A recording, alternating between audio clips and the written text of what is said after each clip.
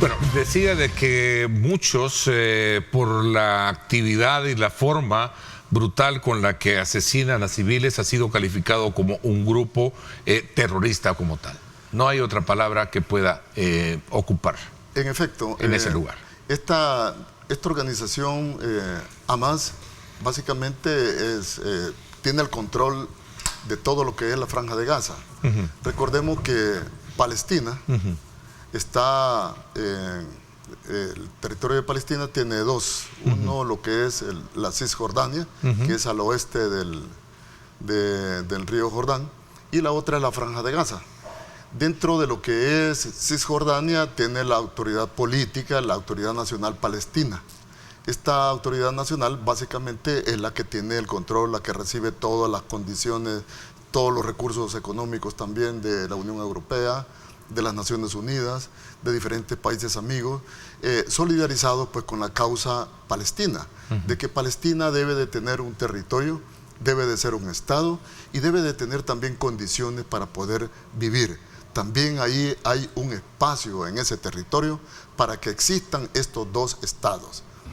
Hamas cuenta con un grupo, es un grupo que militarmente tiene entre 15 a 20.000 elementos militantes en activo, y ellos son los que desarrollan todas estas acciones terroristas. Por supuesto, por ser la única manera de poder estar dentro de la Franja de Gaza, teniendo ese control, esa población que se encuentra ahí en esa pequeña franja de más de 2.3 millones, está supeditada a lo que diga Hamas. Así es de que a partir del 2006 hasta la fecha, el control total de la Franja de Gaza es de Hamas. Y ahora se ha presentado pues unas condiciones en Israel. El gobierno de unidad de Israel está pues, por el ala derecha, extrema derecha, y los ortodoxos y ultraortodoxos. Esos han hecho lo que es el gobierno de unidad en Israel, el que preside pues Netanyahu, y está complicado, están esos dos gobiernos, digamos, radicalizados. Y por lo tanto, Hamas ha lanzado una campaña, llamémoslo así, es campaña militar estratégica, porque quiere llamar y poner la atención y dejar en evidencia de que Israel también tiene sus debilidades. Esta campaña inició con esta ofensiva del sábado. Y la ofensiva del sábado fue por tierra, mar, aire, bueno, más de miles de cohetes, misiles que lanzaron hacia el espacio de Israel, causando mucho daño en algunos sectores. La cúpula de hierro fue insuficiente, fue sumamente saturada. También hubieron infiltraciones con parapentes motorizados, abrieron brechas con lo que es bulldozer, dinamita, y penetraron a más de 24 posiciones israelíes que estaban en la frontera con la Franja de Gaza. Llegaron a una ciudad, a Sderot, por ejemplo, y allí secuestraron. Había un concierto de música electrónica precisamente por la paz. Ahí es donde hubieron mayor cantidad de asesinatos. Fue terrible. Entonces el impacto de esta primera fase de la operación, podríamos decir, de esta campaña, fue causar terror, poner en evidencia también la debilidad del gobierno de Israel y llamar la atención mundial. Esa es la primera fase. Pero ¿por qué falla el sistema de inteligencia? El sistema de inteligencia falla porque ya la inteligencia básicamente está orientada a todo lo que es inteligencia de señal. Lo que digan los radares, lo que diga el WhatsApp, lo que diga Telegram, es decir, estamos infiltrados en todo. ¿Sí? Y ya no se diga Israel, que tiene pues, bueno, sumamente... Todo el control del espionaje no lo tiene Pegaso, es un sistema de la cual incluso en el país estamos, ¿verdad? Así es. Invadidos para controlar todo y espionaje. ¿Qué es lo que sucede? ¿Qué es lo que sucede? ¿Por qué razón es que no se presentó esta situación? Porque todo se hizo con ese secreto, con ese sigilo, no utilizando nada, sino que se usó a la usanza anterior, digamos, de llevar la notita o transmitirlo verbalmente, toda esta situación. Y la cúpula sí es la que estaba bien la cúpula de Hamas, ¿verdad? Que por cierto, el día de ayer, pues, lo que es Mohammad Dalif, que es el máximo líder militar de Hamas, fallecieron unos parientes en un bombardeo. Entonces, significa de que esta inteligencia, no fue detectada, porque es más fuentes humanas. Fue un descuido total, ¿verdad?, de la inteligencia, y no haber tenido la capacidad de infiltración también de mayores fuentes humanas dentro de lo que es la Franja de Gaza. De no estar en ese punto, ¿verdad? Así que sí fue una notable falla, y quieras o no, esto pasará factura al gobierno de Israel. Le pasará factura al gobierno de Netanyahu. Le pasará factura, tarde o temprano. ¿Es una muestra de debilidad que para mostrar a Israel débil, decir, bueno, voy a intervenir porque está débil, no, o es parte de lo que ya muchos consideran de que esta zona es un polvorín? Sí, la primera fase de la campaña... Enciende uno y se van otros. Sí. Bueno, en el sur, allá en la parte del Líbano, que es otro de los... Ya se generaron ciertos enfrentamientos. Sí, estamos igual, hablando en los altos del Golán, sí. Así es. Bueno, lo que va sucediendo es que ya se dio la primera fase, viene la segunda fase. La segunda fase es la invasión que tiene que dar la Fuerza de Defensa israelí hacia la Franja de Gaza. Pero ¿qué es lo que va a pasar? Se está preparando todo eso. Hay un asedio a la Franja de Gaza, hay un asedio a toda la población de Gaza. Estamos hablando de más de 2 millones de habitantes que no tienen agua, energía, alimentos, medicamentos, etcétera, ¿verdad? Hay un asedio, está preparándose. Le queda ya poco tiempo para que consuman el último planta generadora de energía. Llevamos 4 días, ¿verdad? Ya el quinto, para el quinto, ¿no? Allá sería ya para el quinto. Entonces, esta fase es sumamente importante. Por eso la llegada de los Estados Unidos, por eso la llegada del grupo de batalla naval, por eso el portaaviones, y por eso en camino el otro. Porque también no meta nadie en sus manos.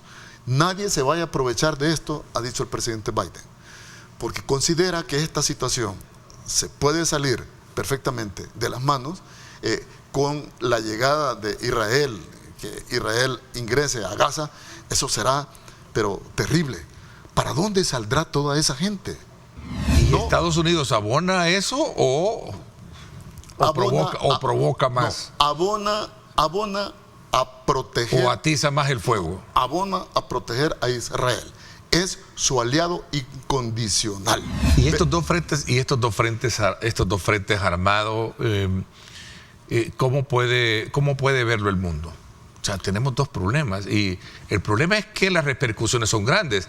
El tema del disparo de los precios de los combustibles ya lo tenemos. Y viene más, si se sale de las manos esta situación. Ahora, ¿qué representan estos dos frentes? Rusia, Ucrania, allá peleando, y ahora tenemos bueno, digamos... ¿Qué lectura le da a usted como estratega? Sí, muy complicado, muy complicado. Estados Unidos en este momento no ha podido desembolsar lo pendiente financiero que tiene con Ucrania, más de 6.000 millones.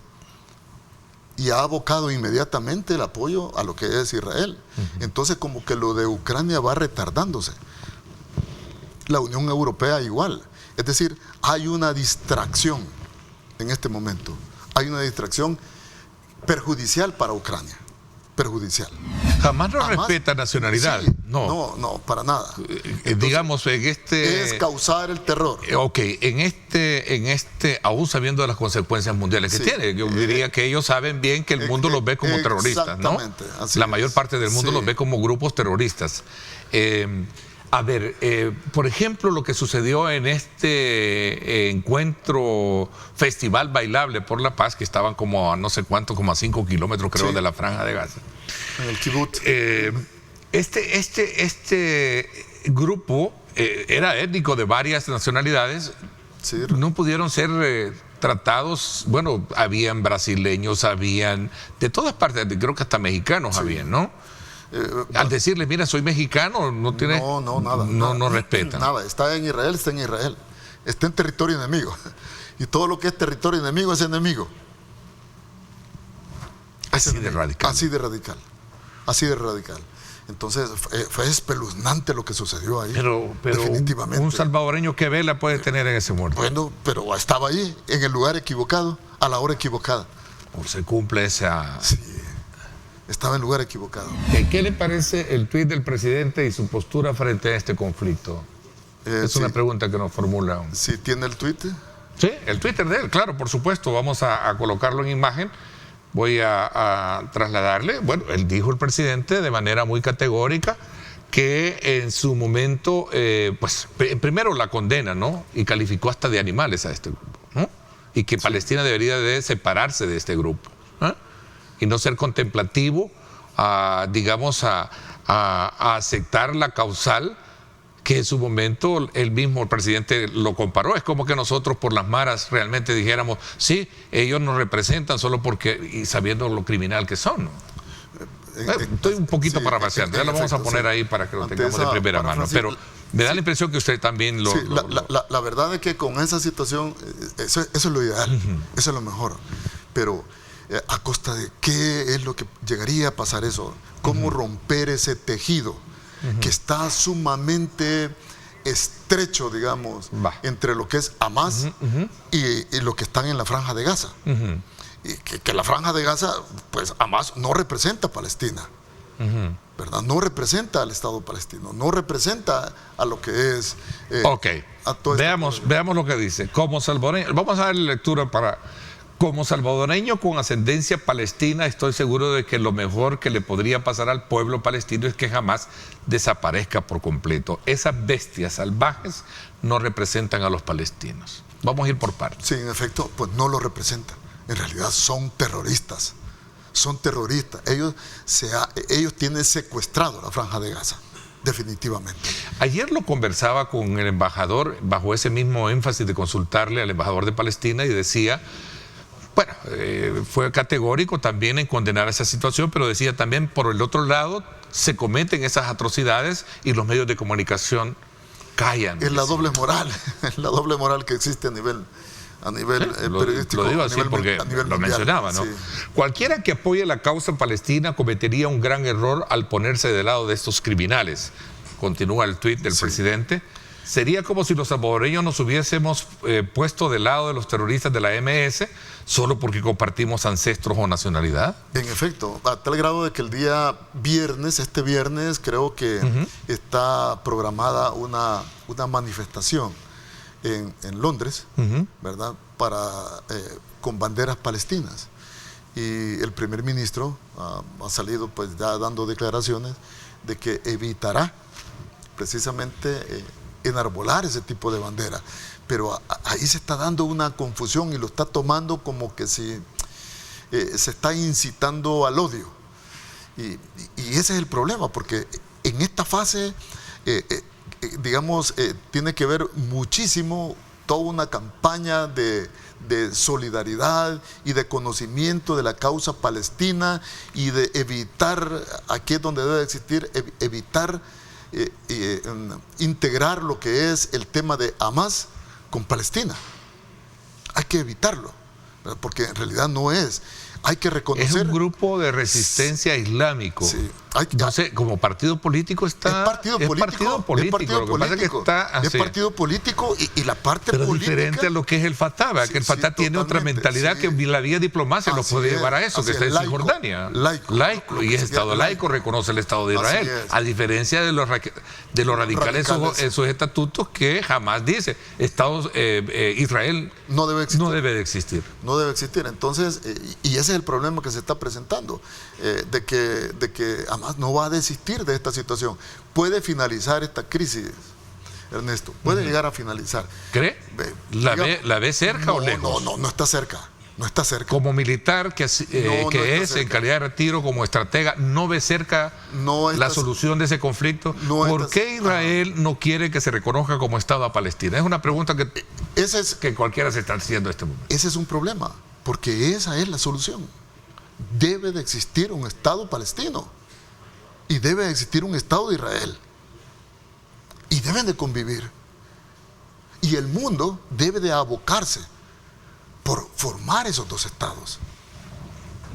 Entiendo que hay un informe reciente que ha elaborado la Universidad de El Salvador del sector de Occidente, en la cual se habla sobre niveles de contaminación muy preocupantes en este lago. Cuéntame un poquito para ponernos en el contexto. Realmente la Asociación de Ambientalistas, la Asociación de Mujeres Ambientalistas de El Salvador ha hecho una comparación de diferentes informes que vienen desde el 2006 respecto a cómo se ha encontrado el lago hasta entonces. El último informe que sacó la Universidad de El Salvador, que fue hoy en julio de 2022, nos revela que se han aumentado las cianobacterias que prácticamente proliferan por las heces fecales, y también se ha aumentado lo que es los metales que vuelven más densa el agua y que no son, al tener la calidad de metales altos como el plomo, por ejemplo, el arsénico, que son metales que no debería de consumirse el agua que contiene eso,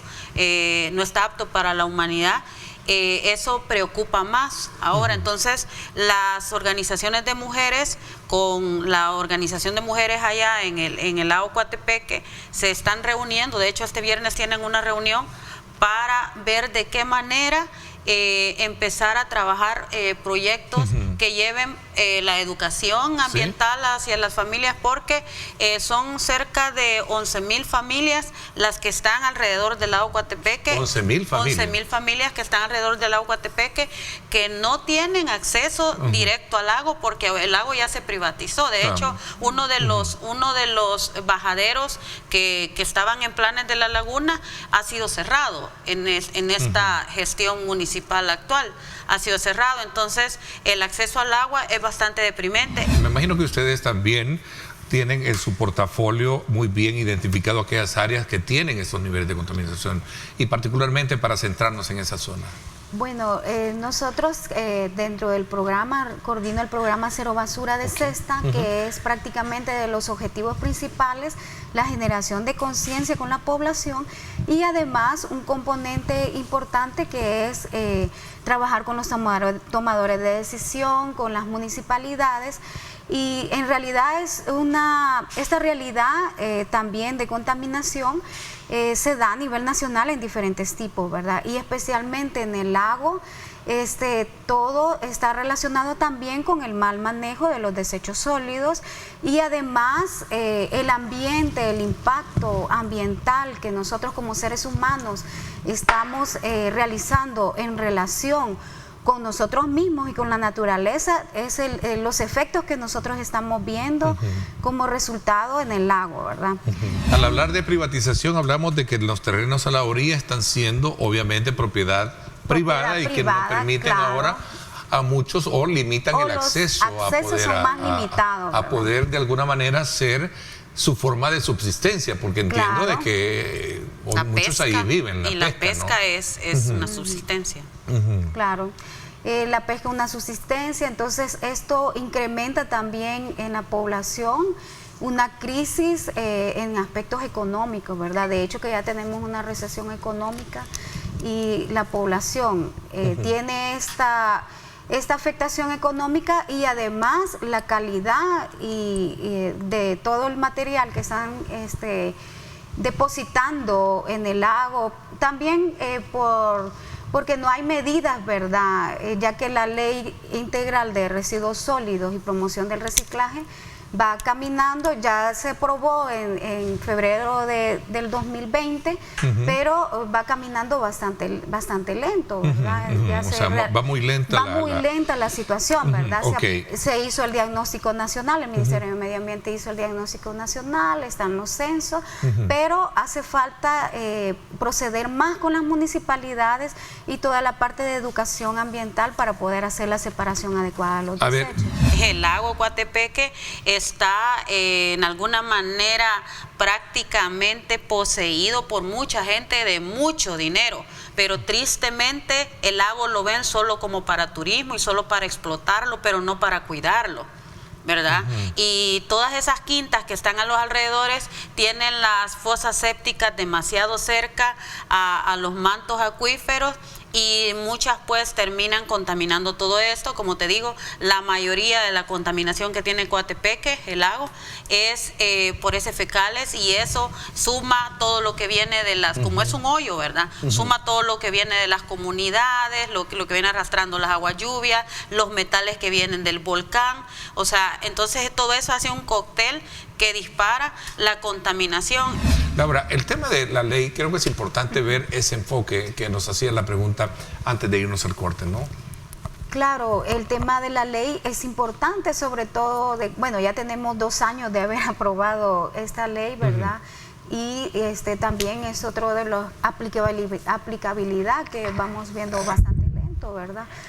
Sobre todo porque ya hay comunidades con mucha necesidad que ya han realizado prácticamente las solicitudes a las instancias, y ASA, ¿verdad?, que es la instancia principal rectora dentro de la ley, aún no está funcionando con toda la aplicabilidad, ¿verdad? Entonces el derecho humano al agua está siendo altamente vulnerado a nivel nacional, ¿verdad? No solamente con la calidad del agua por la contaminación, sino también la escasez que las mismas comunidades están recibiendo. Ok, Laura, perdón, ¿no se puede hablar de un antes o un después a 2 años de haberse aprobado esta ley? Esta nueva ley que se supone vendría a darle otro giro. Esta es una pregunta clave. Quisiera escuchar su opinión. Claro, si lo vemos de antes y después, aún en la situación ya real de la población, vemos bastantes injusticias, ¿verdad? Bastantes injusticias de parte de lo que sufre realmente la población, antes y después también, ¿verdad? Entonces, o sea, no ha habido ningún cambio. No, bueno, han habido algunos cambios en mejorar algunas infraestructuras, pero aún no es suficiente. Nosotros tenemos comunidades que están a 5 minutos de San Salvador y carecen de agua. Tenemos una comunidad que se llama San Rafael, por ejemplo, que son 100 pobladores, más de 70 niños en esa comunidad, y tienen más de 40 años de no tener agua. Y estamos en un después. Estas personas se tienen que abastecer también del agua lluvia para todas sus actividades domésticas, para bañarse, incluso en esta época que se supone que en la época de invierno ellos se abastecen, y con todos los impactos de la sequía y del cambio climático han sufrido increíblemente esta comunidad. Todo el tema de medio ambiente, el tema de agricultura, que va íntimamente relacionado, se dejaron abandonados. Pero siento, y lo tengo que decir, que en esta gestión también se ha vuelto un problema que no ha sido resuelto. Y ni siquiera se han puesto las bases para poder hacer que digamos, problema se minimice. Entonces eso a mí me preocupa. La Constitución nos da ya un artículo que es un derecho. También se hace una ley de recursos hídricos, se establece una institución como la ASA, y sinceramente no siento que arranquen.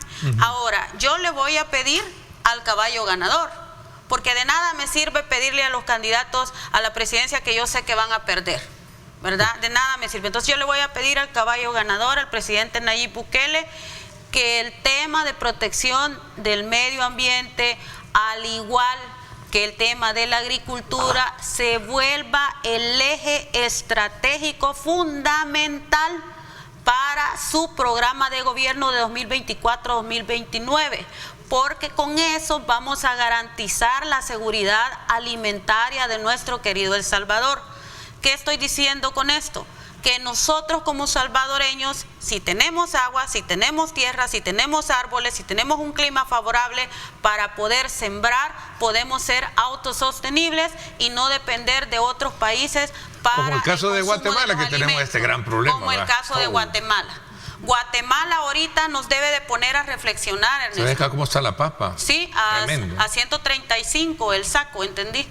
Entonces, Guatemala nos debe de poner a reflexionar en 2 aspectos. Uno es que si Guatemala no nos manda la comida, más que todo las verduras, las hortalizas y las frutas, El Salvador no come, y nosotros tenemos el clima necesario para poder sembrar en esto. Lo que pasa es que ha faltado el deseo de querer aplicar, digamos, la reactivación de la agricultura. Saludos a tus invitadas. El tema es sumamente importante. Mi pregunta es, ¿qué soluciones si las hay, pero la irracionalidad si es generada por la falta de sabiduría? Bueno, yo creo que no solamente la falta de sabiduría, sino que la falta de conciencia, ¿verdad? Cuando nosotros tenemos conciencia, hacemos un accionar, ¿verdad? No nos quedamos ahí. Entonces la tecnología, el desarrollo, el consumismo, todo eso vamos avanzando, pero vamos extrayendo de la naturaleza bienes que no son generados a la rapidez del consumo de las personas, ¿verdad? O de los seres humanos. Entonces estamos agotando la capacidad del planeta, tanto de los bienes, ¿verdad? Como el agua y de lo que decía ella, los árboles, la tierra. Entonces estamos haciendo uso de la naturaleza como que fuera una mercancía y como que fuera algo que se puede generar rápidamente, regenerar rápidamente, y no, la capacidad del planeta está llegando a su límite.